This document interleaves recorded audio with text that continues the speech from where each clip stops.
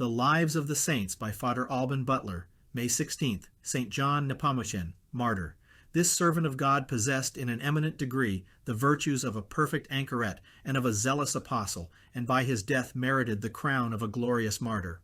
His martyrdom was the more illustrious because the religious seal of confession, or strict obligation to silence in that tribunal on the part of the priest, not having yet armed tyrants against it, had found no victims before our saint. He was born at Nepomucen, a little town in Bohemia, some leagues from Prague, about the year 1330. His parents derived from their virtue a splendor which their birth or rank in the world did not afford them. If our saint had fewer obstacles from the world to overcome in giving himself to God, his sacrifice was not less fervent, less generous, or less perfect in the disposition of his heart. He was regarded as the fruit of his parents' prayers. Soon after his birth his life was despaired of, but their confidence in God deserved to obtain his recovery through the intercession of the Holy Virgin Mary, which they earnestly implored in the church of a neighboring Cistercian monastery. Gratitude moved them to consecrate their son to the service of God. They neglected nothing to give him a good education, nor could a child give more promising hopes of future greatness by his mildness, gentleness, docility, simplicity, devotion, and extraordinary application and capacity in his studies. The morning he spent in the neighboring monastery in hearing several masses, which he did with a modesty and fervor that charmed those who saw him. When he had learned the first elements at home, he was sent to Stazza, a considerable own, to study Latin. He excelled his schoolfellows in grammar, but surpassed himself in rhetoric. Charles IV, Emperor of Germany and King of Bohemia, and author of the Golden Bull in 1356, had lately founded the University of Prague, in imitation of those at Paris and Padua.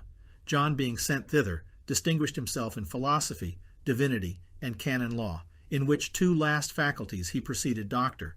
He had from his tender years regarded the priesthood as the great object of his pious ambition, that he might devote himself in the most perfect manner to promote his divine honor, and he always made the most frequent and devout participation of the adorable sacrament of the altar a kind of novitiate to that dignity. He increased the fervor of his preparation as he grew nearer the term, and retired from the hurry of the schools in the city into a solitude, there, by fasting, prayer, and penance for a month, purifying his soul, and disposing himself for the grace of that holy order, which he received at the hands of his bishop.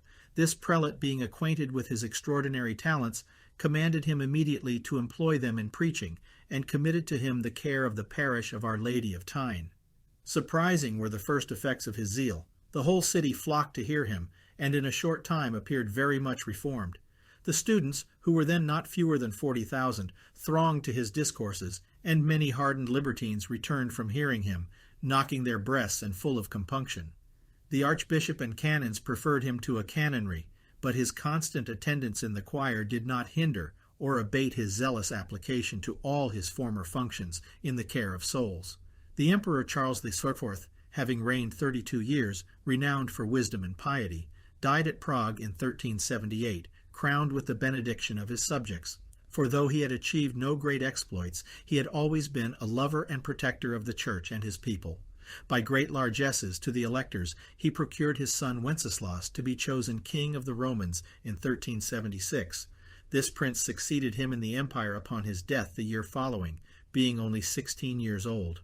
Intoxicated with power and flattery, he discovered early symptoms of the most savage and vicious inclinations, by which he has deserved the infamous surnames of the slothful and the drunkard. He resided at Prague, and hearing high commendations of St. John, he pitched upon him to preach the Lent to his court. The holy man saw how difficult and dangerous a task it would be to make the emperor relish the genuine truths of the gospel, as he was not unacquainted with his stupid and brutish temper. However, he accepted the employ, and was much applauded by the court and by the emperor himself, and his discourses proved for some time a check to his passions. In testimony of his esteem, he offered the saint the first vacant bishopric, which was that of Litomeritz, but no motives could prevail upon him to accept of that dignity. It was thought that perhaps the care and labors inseparable from such a charge contributed to his refusal. He was therefore offered the provostship of Wishart, which, next to the bishoprics, is the first ecclesiastical dignity of the Kingdom of Bohemia, and to which are annexed great revenues of 100,000 German florins a year, with the honorable title of hereditary chancellor of the kingdom, and this without dangers or fatigues. But to reason thus is not to know the saints.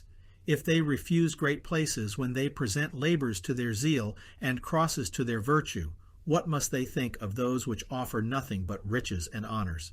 The virtuous canon was therefore here again as firm as ever, but the more he shunned the esteem of men, the more it followed him. He, however, accepted soon after the office of almoner of the court, which could only give him an authority and assistance the better to perform his duty as preacher to the court, and enable him in a private capacity to assist the poor and to gain souls to God. Nor had this charge either the distractions or the riches or honors which had so much affrighted him in the dignities before mentioned. Thus humility fixed him in the court whither ambition leads others. He appeared there the same man he had been in his private life. His apartment was the rendezvous of all that were in affliction or distress. He declared himself their genera, advocate, and the father of the poor, and of all who suffered by unjust oppressions. His charity was also sagacious in finding out and secretly reconciling all dissensions which arose in the court or city, of many whereof authentic monuments are still preserved, in which the patience of this great man, his penetration and judgment, and the equity of his decisions are equally admired. He found time for everything, because the saints, who in temporal concerns forget themselves, find more leisure than other men for the service of their neighbors. The Empress Jane, daughter of Albert of Bavaria, Earl of Hainault and Holland, was a most virtuous and accomplished princess. Touched by the divine unction of the holy preacher, she chose him for the director of her conscience. The emperor loved her with the most violent passion, but as he was capricious and changeable, he often abandoned himself to fits of jealousy, which, joined to the natural fierceness and brutish fury of his temper, gave the princess much to suffer. As the world is saved by the sufferings of a god, so it is by afflictions that all the saints are crowned. To make the empress one by the crucifixion of her heart to whatever might divide it from God, the Lord employed the persecution of her husband, which was sometimes cruel to the utmost excess. But he gave her a comforter and guide in our saint, by whose counsels she squared her life. What fruit did not she reap by this means in a few years? Supported by a man whose zeal prepared him to martyrdom, she learned to suffer her afflictions with joy. Not only this princess, but all the virtuous persons of the court sought to have the saint for their director, and he seemed to possess the talent of making saints upon the throne, and in the court, and men happy upon the cross. He also took upon him the direction of the nuns of the castle of Prague, whom he conducted in the exercises of a spiritual life in such a manner that his house became a model of perfection to all others. The empress, though always a person of virtue, became much more devout after she began to follow his advice. She became altogether religious, and was not afraid to appear such. The churches were the ordinary places in which she was to be found. She spent in them whole days on her knees, and in a recollection which was the admiration of every one. Her prayers were only interrupted by offices of charity to the poor whom she served with her own hands, or by a short time for meals and relaxation, which she passed in conversing with her ladies on eternity and spiritual matters, on which she spoke with an ardor which bespoke her own fervor. This fire she nourished in her heart by the frequent use of the sacraments and the practice of perpetual mortification. Such was her holy fear of God, that the very shadow of the least sin made her tremble, and upon the fear of the least failing or imperfection she hastened to expiate it in the sacred tribunal at penance, from which she never came, but with a heart broken with sorrow and her eyes bathed in tears. As a corrupted heart turns everything into poison, Wenceslas grew the more impatient and extravagant by the piety of his consort, and by the tenderness and condescension with which she always behaved towards him, and in the return of a fit of mad jealousy, he made her virtuous conduct an argument for his suspicions. To know her interior, he formed a design of extorting from St. John what she had disclosed to him in the secret of confession, by which means he thought he should learn all the private sentiments she had ever entertained concerning him. In this view, he sent for the holy man, and at first began indirectly to sift him, and at length openly put to him his impious questions. The saint, struck with horror, represented to him, in the most respectful manner possible, how notoriously injurious such a sacrilege was both to reason and religion. But the emperor, who had been long accustomed to deal with slaves, thought that no one ought to resist his will. However, in the end, he dissembled his rage. But the saint saw in his dark, gloomy silence what he was to expect from so revengeful a prince. It happened one day that the tyrant, finding a fowl not roasted to his taste at table, gave an order surpassing, if possible, the extravagancies of Caligula or Heliogabalus, that the cook should be immediately spitted and roasted alive at the same fire at which the fowl had been dressed. The officers were preparing to execute the barbarous sentence, which no one durst contradict, when St. John was informed of it. The poor servant was already pierced with several spits and broiling before the fire when the saint ran in and threw himself at the emperor's feet. Wenceslas neither listened to his remonstrances nor regarded the threats of divine vengeance, but the more earnestly the saint pressed him, the more outrageous he grew. At length he commanded him to be thrown into a dungeon, where he lay several days, rejoicing in his chains, being sensible that the true cause was his former firmness in refusing to disclose the confession of the empress. Nor did Wenceslas make a mystery of it, for he sent him this message, that as long as he refused to disclose to him the confession of the empress, there was for him no hope of liberty. Yet, some days after, a gentleman of the palace came with an order to release him, begging, in the emperor's name, that he would forget the ill treatment he had received and dine the next day with his majesty, who had prepared a great entertainment for his sake, and to do him honor before his whole court. He was accordingly treated with the greatest magnificence and exterior marks of esteem and kindness. After the banquet, Wenceslas dismissed all the rest, and began to discourse with the saint in private, first about indifferent matters, but in the end pressing him all manner of ways to lay open to him the confession of the empress, promising secrecy and all honors and riches, and threatening a refusal with the most horrible tortures and death. The saint answered firmly, and made fresh attempts to satisfy him on the justice and obligation of his silence. The tyrant at last gave orders that he should be carried back to prison and inhumanly tortured. He was stretched on a sort of rack. Burning torches were applied to his sides and to the most sensible parts of his body. He was burned at a slow fire and tormented other ways. Under his tortures he pronounced no other words but the sacred names of Jesus and Mary, and when loosened from the rack was left half dead. Our Lord visited his servant in this abandoned condition and filled his soul with the most sweet consolations. In the meantime the empress was informed, and by her prayers, tears, and importunities obtained of Wenceslas the enlargement of the servant of God.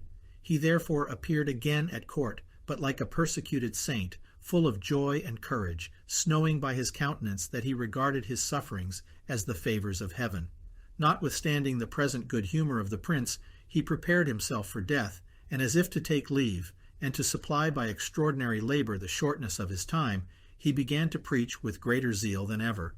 In one of these sermons on that text, "A little while and you shall not see me," he often repeated, "I have now but little time to speak to you," and in the close of his discourse clearly foretold, in a prophetic rapture, and shedding an abundance of tears, the evils that were shortly to fall on the Church of Bohemia, literally verified in the Hussite tumults and civil wars. Coming out of the pulpit, having taken the last leave of his auditory, he begged pardon of the canons and clergy for the bad example which he humbly accused himself to have given them.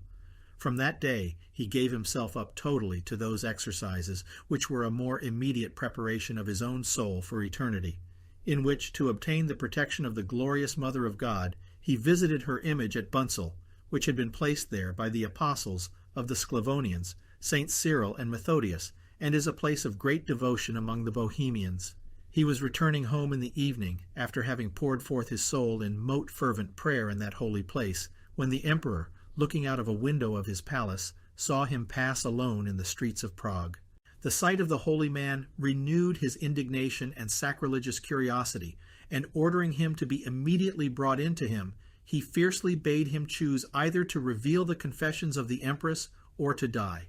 The saint made no answer, but by his silence and the steadiness of his countenance gave him sufficiently to understand that he was not to be moved, and by bowing his head expressed his readiness to die.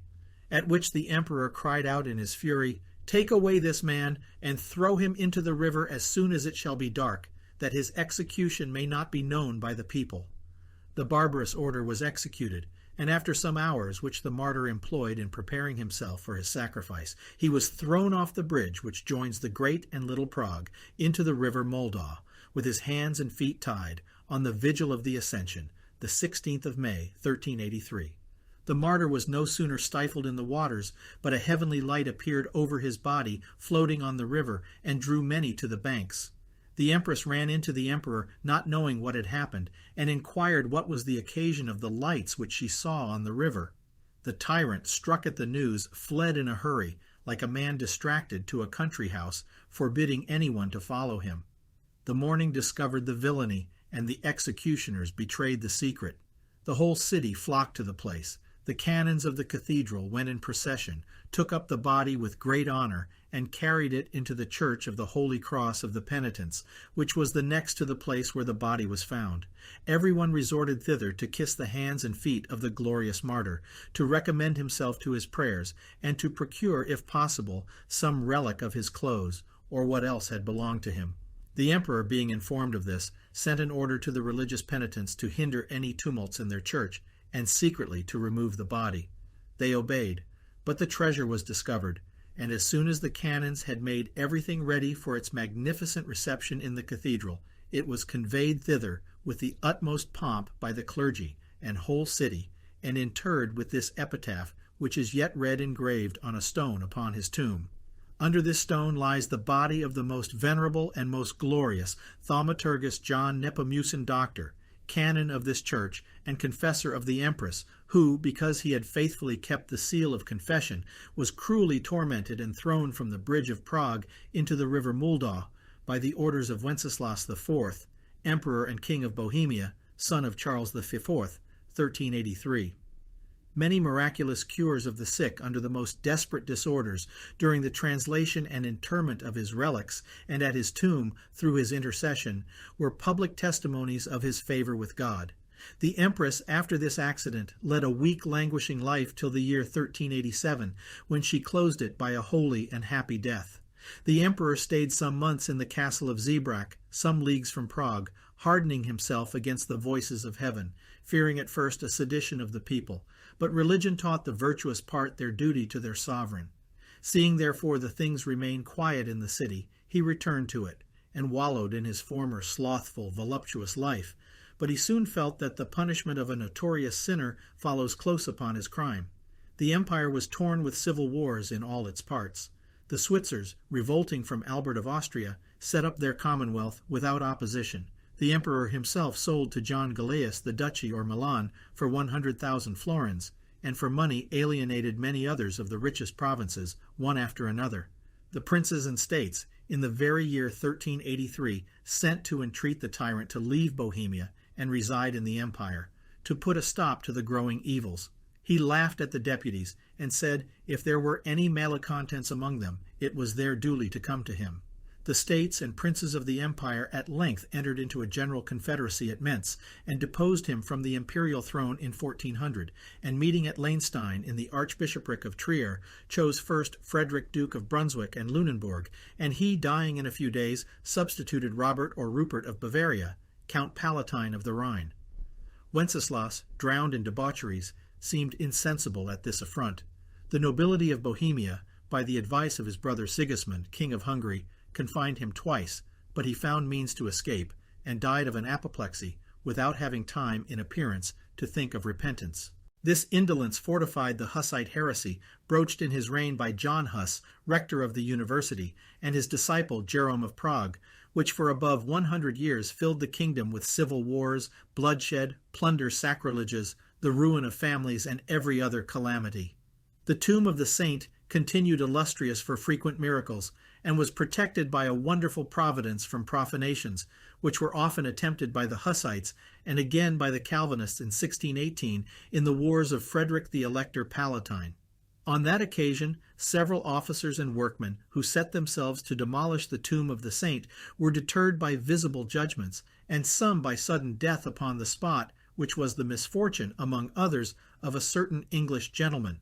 The complete victory by which the imperialists, under the command of the Duke of Bavaria, under the walls of Prague in 1620, recovered this kingdom, is ascribed to the intercession of this holy martyr, who, as many attested, was seen appearing in glory with other patrons by the guards in the cathedra the night before the battle, and whose protection the imperial army had earnestly implored, from which circumstance the illustrious house of Austria has shown a particular devotion to his memory. The emperors Ferdinand II and III solicited his canonization, which was at length procured by Charles VI. In 1719, on the 14th of April, the saint's tomb was opened where the body had lain 330 years. The flesh was consumed, but the bones entire and perfectly joined together, with the marks of his fale into the river behind his head and on his shoulders. His tongue alone was found fresh and free from corruption, as if the saint had but just expired. The saint had been honored as a martyr from the time of his death in Bohemia, but to make his veneration more authentic and universal, his canonization was demanded, and several new miracles were juridically approved at Prague and Rome. Innocent XIII confirmed his immemorial veneration by a decree equivalent to a beatification, and the Be Ill of his solemn canonization was published by Benedict XIII in 1729. A narrative of many miracles wrought by his intercession may be read at the end of his life as the wonderful preservation of the city of Nepomucen from the plague in 1680, the cure of various distempers in persons despaired of by the physicians, the deliverance of many from imminent dangers, and the protection of the innocence of many falsely accused. The Count of Altan, afterwards Archbishop of Bari, in the fall of a balcony in the palace of Constable Colonna at Rome, was saved by St. John appearing in a vision, whose intercession he invoked aloud. Cardinal Michael Frederick Althan, Viceroy of Naples, was cured of a paralytic disorder, by which he had entirely lost the use of one arm, and of a complication of several other distempers, the moment he began to address his prayer to St. John on his festival in the Minims Church. Pope Benedict XIII dedicated an altar under the invocation of St. John Nepomucen in the Lateran Basilic. In the Sacrament of Penance, so indispensable is the law of secrecy, and so far does it extend, that the minister is bound by all laws, so much to be upon his guard in this respect, that he may say with an ancient writer, "What I know by confession, I know less than what I do not know at all." St. John Climacus remarks that a special providence watches over the fidelity of this sacred seal. "For," says he, "it is unheard of that sins disclosed by confession should be divulged, lest others should be deterred from confessing, and all hope of health be cut off." Without this indispensable secrecy, the very precept and obligation ceases, and this law is expedient also to the public weal, for by it the minister will often draw sinners from dangerous designs which otherwise could never come to his knowledge, as Coton showed to the entire satisfaction of Henry IV of France.